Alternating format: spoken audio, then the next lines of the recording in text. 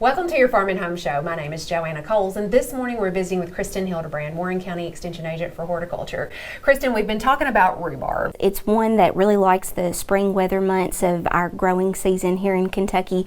So I wanted to talk a little bit about planting it, because a lot of times when people kind of hear about some of the usage, then they're ready to plant it. So as far as when to plant it here for Kentucky, generally you want to get your rhubarb crowns secured, because that's essentially what you're going to plant in the ground here in Kentucky. So and we mentioned a couple of the cultivars that do well for us here in Kentucky, but what you want to look for is get your site prepared. And as far as the general time frame, we're talking about March to early April.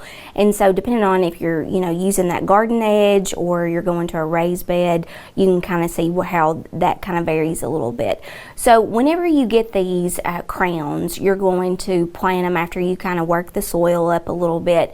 Generally, again, with those crowns, that's where the stem meets the root, and then your new growth, again with it being a perennial crop, it's going to begin growing each year. So is it like asparagus where you're having to dig a trench? A lot like it. Okay. Yes, and the same type system. Strawberries have crowns, asparagus have crowns, and so rhubarbs are going to be the same way. So what you want to do is you want to dig a planting hole about 12 inches wide, also 12 inches deep, because again with it having a crown, you're going to be able to see that, and also the roots come off of it. You want to make sure that that bud is facing up, so that way you get it to wherever the sunlight can reach it. And then you want to make sure that when you actually position it in the ground about 12 inches deep, you want it to be buried about 1 inch below that soil surface. So what you're going to do is whenever you're digging your hole, you want to remove the soil from that area and go back to around the actual crown itself. A lot of times people will add a little bit of compost. You just want to partially fill that hole back up, and then a lot of times people will put some compost even around the crowns to whenever it gets growing it can really take off. So a lot of times people will ask, do I need to do any fertilizer? You don't want to do too much at that point because you don't want to burn up your root system, but there is some slow release fertilizer if you feel like is needed. You can just put that out when you water it.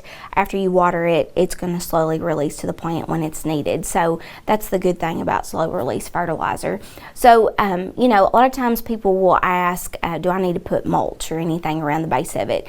And generally, if you're planting it, I would just say that you probably wait on the mulch till after you kind of get later in the growing season. Probably more in the fall of the year after that first growing season might be the best opportunity for that, just to kind of help preserve that crown, because it adds some winter protection. In Kentucky, we never know what the winters are going to be like, and it also helps suppress some weeds. It does. Weed control is probably the best thing that you just said there, especially for a perennial crop. So mulch may be needed more in the fall and the winter months. Whenever you go into that first growing season, Joanna, we're not going to harvest at all, okay? We're going to just get it acclimated to the position that it's in. The second year is when you can actually do a little bit of light harvesting, and then generally that third growing season, you're going to do about 8 to 10 weeks of harvest. So just know that this one you're probably going to have to be patient with in the first growing season. But as far as knowing when to harvest, generally you're going to take both hands. Again, we're only harvesting the stalk. We're not consuming the leaves or anything like that. But you're going to take both hands on the stalk and just, pull it. We don't want to cut it from the base of it because a lot of times disease is introduced that way. But you can just remove some of the leaves, cut the base at where it's grown from the crown, and then you can go ahead and trim it like you would kind of like celery, because essentially you can store it in the fridge in the crisper drawer, but you can slowly use it for like the things that we talked about, the pies and the cakes, or a lot of other ways that you can use rhubarb too.